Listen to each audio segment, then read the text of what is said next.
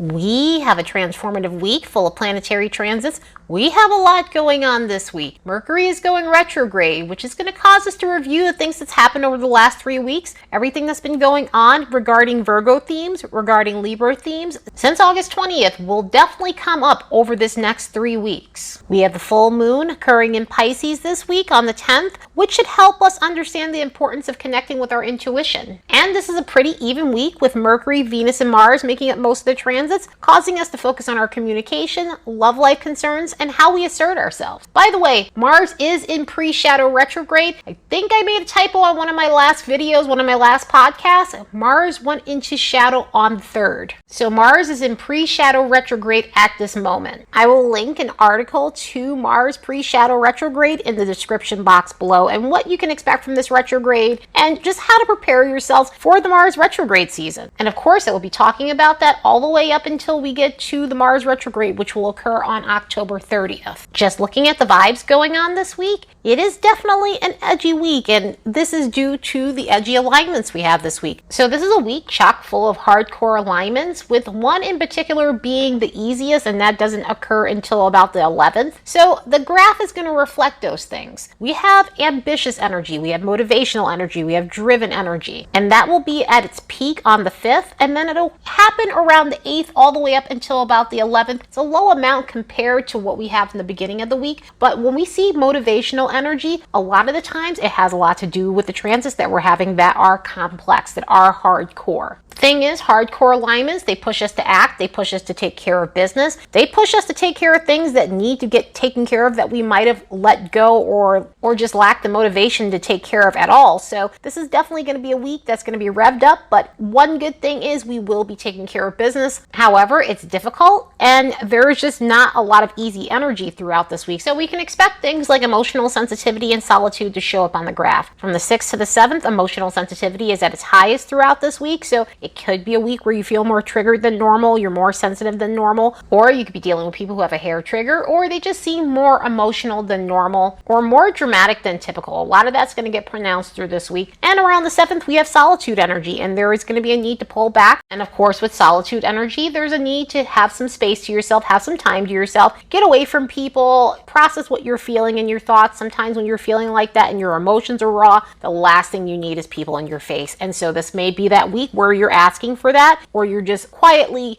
going off somewhere so you can have a moment to yourself. So yeah, this is definitely an edgy week for sure. Let's look at the next bunch of days and see what we can expect. As a reminder, don't forget to like and subscribe because it helps this channel grow. And if you'd like to support the work of this channel, you could do so by buying me a fresh cup of coffee. There's a link in the description box below. On the 5th, Venus is going to make a Sesquiquadrate with Chiron. So when this energy comes up, a lot of it has to do with understanding your worth when it comes to love and financial situations. With an alignment like this, there could be something that triggers us to understand why certain situations are no longer worth our time. It could be something that's said by someone, it could be something that's said by a significant other, or a situation at a job where you're understanding exactly how much you're valued by a person. So this can dredge up feelings of, I deserve better than this isn't worth my time any longer. And this is not to say that all of a sudden you're going to jump out of a relationship on this particular day or leave a job on this particular day. I always say when these hard transits with relationships and money, when they come up, make sure you have a proper exit strategy. So that way you're not creating chaos within your life. You want to make sure you have stability. You want to make sure that when you are leaving the situation that you're set. Because when these things come up, the urge to get out of these situations will definitely be strong. But a lot of the times these things come up so you can heal the parts of you that feel inadequate when it comes down to finances, when it comes down to love situations. That way you can get to a place where you have confidence within yourself and you're seeking out situations that are healthy and balanced for you that you actually deserve. That next day on the 7th, the sun's going to make a quincunx with Chiron. This is one of those alignments where a pep talk is absolutely needed. This is one of those days where you're going to want to find something to pump yourself up. You're going to want to watch something motivational, maybe on YouTube, or read something motivational, or just something that helps you uplift your spirits, because with an alignment like this, our confidence can fluctuate. It can go up and down, where one moment you feel like yourself again, And the next moment, you're doubting who you are overall. This can cause us to feel self-conscious about ourselves. This can cause us to feel as though we're maybe not likable, which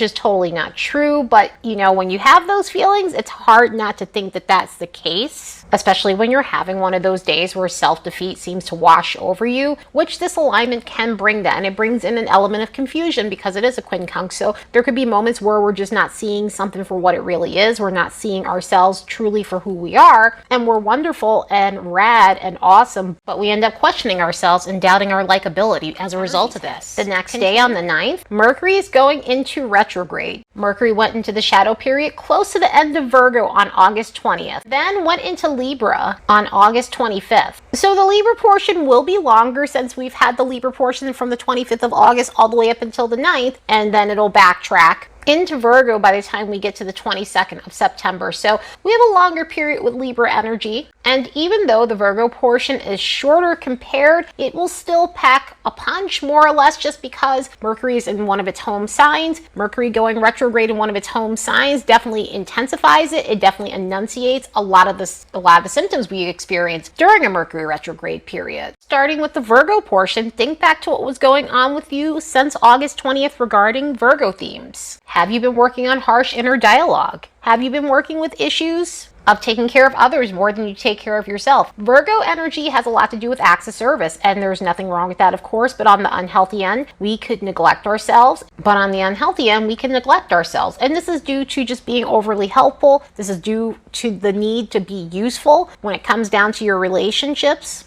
It's about working on issues when it comes down to needing to be needed, because that can result in having no time for yourself. That could also result in being taken advantage of as well. And just also, again, being too overly sacrificial, which isn't healthy. Again, super fine to help other people. At the same time, you also have to help yourself too as well. So this could be one of the other issues that's appearing when it comes down to Virgo energy. We could be working on issues when it comes down to overthinking. We could be working on issues when it comes down to perfectionism in Virgo energy. So this could be an issue with overanalyzing things to the point where you get analysis paralysis as a result of it. Or you created something and it's fantastic, but you won't submit it because you feel like it's not good enough, or you feel as though it's not perfect enough, which could get in the way of you having something wonderful. And whether that's submitting it for business purposes or something that can actually help you out in the long run, or just anything like that, this could be a thing where you're afraid to submit it because you don't feel as though it looks good. With this Virgo portion, we can go back to something that wasn't correct, or we ignored the details, which is the opposite of perfectionism and overanalyzing. We could be looking at something that we overlooked, we glossed over, we skimmed, and now we're having to fix it. Now we're having to go back in and correct it. Now we're having to go back in and possibly re-sign something because we didn't look at all the details of a situation, and whether that be a contract, a document of sorts, or just anything that you definitely needed to pay attention to, this could be a period where that's coming back so that way you can resolve such things. That Virgo portion can be a period of coming back to conversations that were overly harsh, or resolving things that were left unsaid. So if there were issues with miscommunication, this could be a period of fixing that. So the Virgo portion, when we come to it, it'll be from September 22nd until October 10th. Coming back to the Libra portion, that started on August 25th. So think about what was going on in your life regarding Libra things. Libra is an air sign. Air signs have a lot to do with our relationships. Last year, we had Mercury retrograde fully in Libra, so this could bring up some things that didn't get resolved relationship-wise from September of 2021 through a little bit of October of 2021. And with Libra, the relationships we deal with are our close relationships, our one-on-one relationships. Everyone thinks of Libra and we think romantic relationships, which it absolutely has a lot to do with that mostly, but it also has to do with close relationships. And so your close relationships are your tight friendships, they're close relatives, and close relatives being relatives you consider friends, relatives you're actually close to relationship-wise. This could be our business contacts, this could be our affiliates, this could be people we network with, people we collaborate with. And also one uncomfortable theme that it does open our eyes to, which is our open enemies, those who openly oppose us. That has a lot to do with the 7th house. It does tie into the Libra themes. A lot of the times you can see this tie into a Mercury retrograde in Libra, or if you're having a progressed moon in Libra and things like that, but that's going far off topic. Before I get ahead of myself,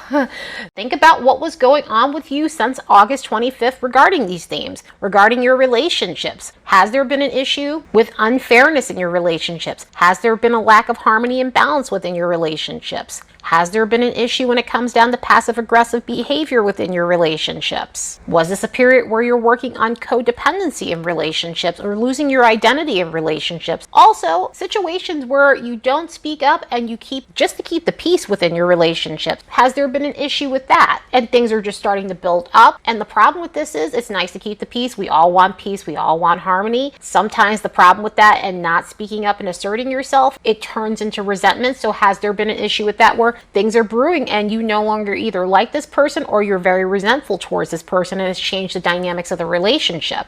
And speaking of which, has this been a period where you've been working on people-pleasing conduct? In other words, have you discovered something within yourself where, you may have some people-pleasing behavior that you're wanting to work on because it's coming at a cost to you and it's bringing a lot of confusion within your relationships where there's no boundaries and you're giving and abandoning yourself and your own needs as a result, and that's also creating resentment. Interestingly, both signs, Virgo and Libra, have a lot to do with giving to other people and not filling their own cups back up. So that's something else that's very similar within this retrograde with both signs. So something to be aware of in terms of like fairness in relationships and giving too much and feeling a way about things after the fact. The Libra portion is also one of those retrogrades where you can expect to hear back from exes if there's been something that's unresolved, something left unsaid. If there needs to be some sort of validation, there may be an ex that pops back up as a result of this Libra portion. And of course, not all exes, but speaking of exes, this could be a period of recognizing those who oppose you, either resolving the situation or it's just bringing to your awareness somebody who doesn't have your best interest at heart, and you're learning how to set boundaries with this person and you're learning how to keep your distance. You're distancing yourself from that relationship.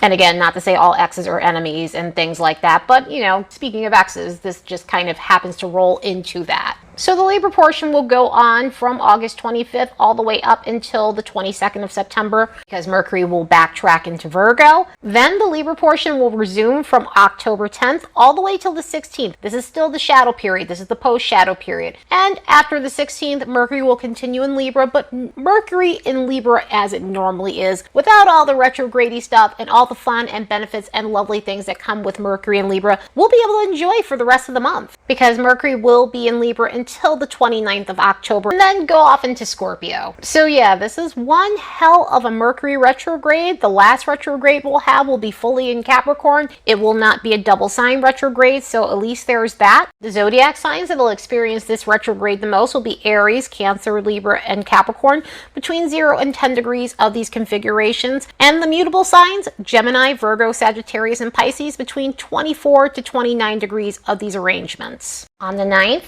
Mars is going to make a sesquiquadrate with Pluto. So this alignment is part one to a series of these alignments that will happen with Mars and Pluto. Mars and Pluto will connect in this way a few more times throughout its retrograde period since Mars is in its pre-shadow retrograde. Not only is the 9th an important date to jot down in terms of the Mercury retrograde, but it's also important because of this alignment, because this one is going to come back a couple more times, and I will, of course, talk about it every time it pops up. But this one can bring up situations where we speak recklessly to others, especially with Mars being in Gemini. There could be a bunch of immaturity that's occurring and suffering the consequences of our immaturity as a result. So be aware of impulsive behavior. If someone is setting boundaries with you and telling you no, just take them for their word and take no for an answer, because this will come back up to haunt you. I mean, either way, if someone says no, we definitely absolutely have to take no for an answer. If someone says no, that means no. But this is one of those alignments where it will definitely come back throughout the retrograde. So if there's something that you rushed into, if there's an important document that required you to go over the details, because again, we're dealing with a mercurial sign in Mars, this can ramp up the impulsivity or impatience, and you're not looking at all the details about something that you need to sign. So you want to be aware of that. Also, again, Mercury is retrograde this day,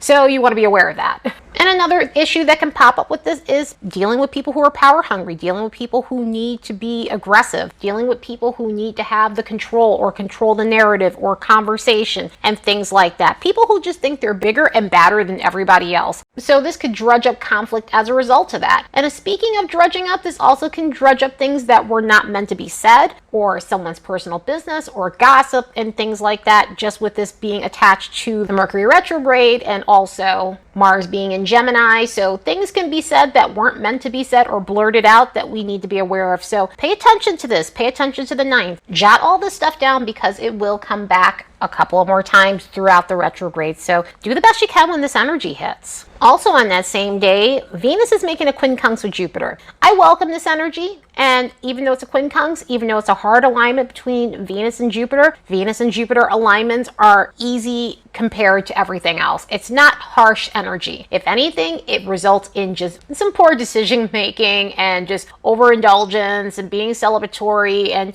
just being over the top. So be aware of your spending, of course. Be aware of being over the top in love life situations. It's a quincunx, so sometimes we have a tendency to not necessarily pay attention to certain things, and we can find ourselves going overboard when it comes down to, again, romance, overindulging, drinking too much, eating too much, or even just being overly lazy and not realizing how much time has passed through the day because we just want to veg and relax and, maybe just eat candy all day. This is definitely that type of energy where you just want to eat Reese's Pieces all day. So it could be a moment of, after dealing with some of the conflicting energies, the harder energies, you're just wanting to lay down and relax and just be away from everything. And honestly, this alignment, I welcome it because, you're going to need to make yourself feel better. You're going to need to pep yourself back up. You're going to need to baby yourself after everything that's going on with some of the energies throughout this week. But just try to stay as balanced as you possibly can and try not to overdo it. Otherwise, this alignment itself, it has its complications, but at least it's not super harsh. By the time we get to the 11th, we have some easier energies. And yes, one is a harder alignment, but still nothing in comparison to Mars and Pluto connecting and the Venus Chiron stuff.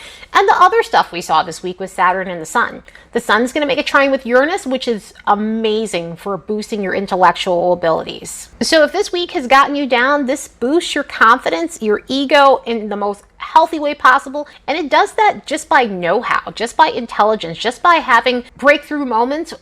You're able to find solutions to complex problems and feel more self-assured of yourself as a result of this. And even though this is a retrograde alignment and it means we are fully getting into the Uranus retrograde season, it's still a very beneficial one. It is still a helpful one. It's one of progress, honestly. The cool thing is it gets us not taking ourselves too seriously. It gets us connecting with our quirky side. It gets us connecting with the side of us that doesn't care what other people think, and we're ourselves unabashedly, no matter how quirky and zany our sense of humor is. So it's great for social situations. It's great for outside the box social situations. Aren't your ordinary, everyday, basic bitch sort of hangout situation. So this could be a day of trying something new and going on an adventure, doing something that's just outside of your comfort zone. And even if this isn't about going out and socializing, this could just be a day of just trying something new for yourself or feeding some new cutting edge interest that you've adopted. And on that same day, Mercury's making a semisextile with Venus. And so with this alignment, this being a Mercury retrograde alignment, this is going to bring up situations that we haven't resolved in terms of our communication and our dating situations and our social situations overall. This could be with friends, this could be with associates and things like that, co-workers, anything to do with those types of relationships. So there may be some sort of complex